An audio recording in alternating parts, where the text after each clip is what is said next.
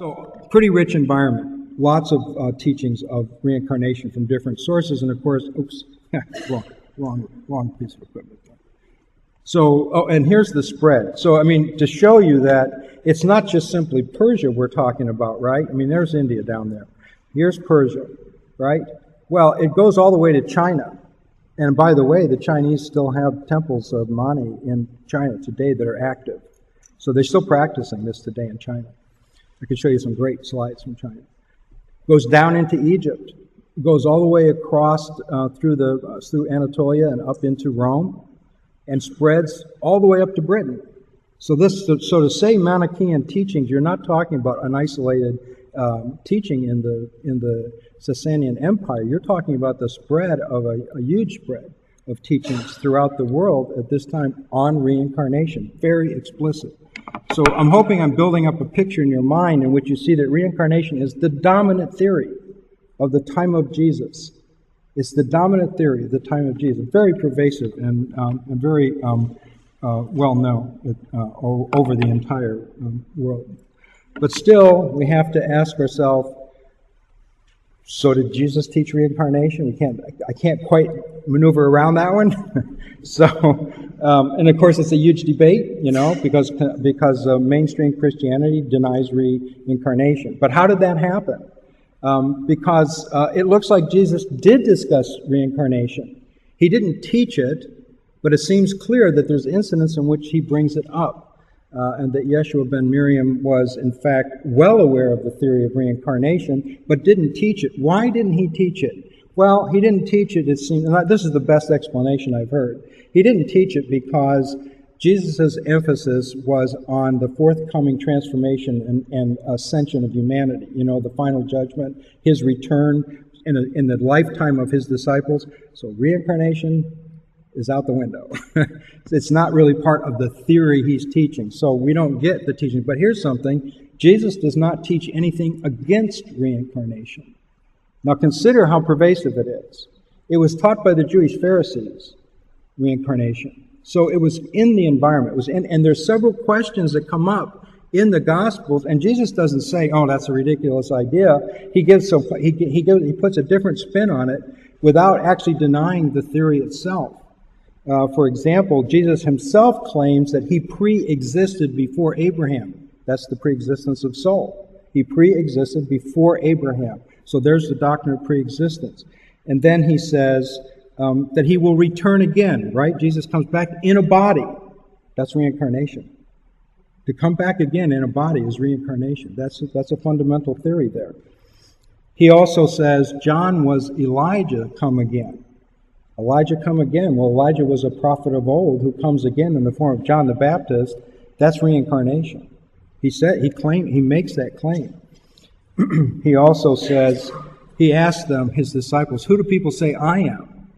And the disciples say, "Well, some say you're John the Baptist, come back to life again. Others say you're the prophet Elijah. Others say you're some old prophet from the past." That sounds like reincarnation to me, an old prophet from the past. And Jesus doesn't say, "No, that's the wrong idea." He gives a different response, and this is the famous response by Peter when Peter says, "But I say you're the living Son of God and now in the present." So, he doesn't really address the theory of incarnation, but they're working with it, and he's just saying, "No, I represent something else other than reincarnation." And then there's the famous blind man story. Remember that Jesus healed the blind man who was born blind. And the disciples say, Jesus, they say, this is just a way of saying, not that Jesus taught reincarnation. I don't think that's actually true, but that it was in the environment. It was part of the context in which Jesus was working. And here's a nice quote from the Pharisees, because all the argument he has with the Pharisees and the Sadducees, right? And here in this idea we see the souls of good men only are removed into other bodies, but the souls of bad men are subject to lasting punishment. That was a common Pharisee belief, that the souls of the good return to human life and after death to come back, to be reborn. And the souls of the bad were sent to a Sheol, the place of suffering. And Philo says the same thing. Those who are nearest to earth return to other bodies, desiring to live with them. So in Jesus' environment, without any doubt, reincarnation was a fundamental idea and concern. So this brings us then to Origen, because Origen becomes the person who tries to assimilate this, and several hundred years after the death of Jesus, and to try to make sense of the theory. And the sources on Origen are extremely ambiguous. I'll just say that. They're ambiguous. You can't, some people say, well, Origen taught reincarnation. Well, that's really not true. Origen did affirm the preexistence of the soul, for sure. He made that a clear statement that all souls are created by God in the beginning. And then he entertains thoughts about John as Elijah come again. He looks into things. Maybe he says there's a theory of reincarnation. He speculates. Is it not rational that souls be introduced into bodies according to merits and former deeds? That's a sort of karmic theory there, that souls be introduced into bodies according to merits and former deeds, and that those who receive the most superior bodies are those doing the most good. So that sounds like a theory of reincarnation, and yet in other places he says he has to reject the theory of transmigration because it's incompatible with the teachings of the church. So you can just see the conflict right there in terms of the church is going one life, one death, one judgment. And reincarnation does not fit into that theology. And Origen's caught right in between, trying to negotiate. Is it? Is it not? And he comes up with a unique theory. I don't think anyone else, I think he borrows this from the Gnostics. He says, well, when God created, he creates in ages. There are various ages that are created. And what happens is perhaps the soul reincarnates once in each age. So, of course, you want to know what's an age, right? How long is an aeon? He doesn't tell us that, right?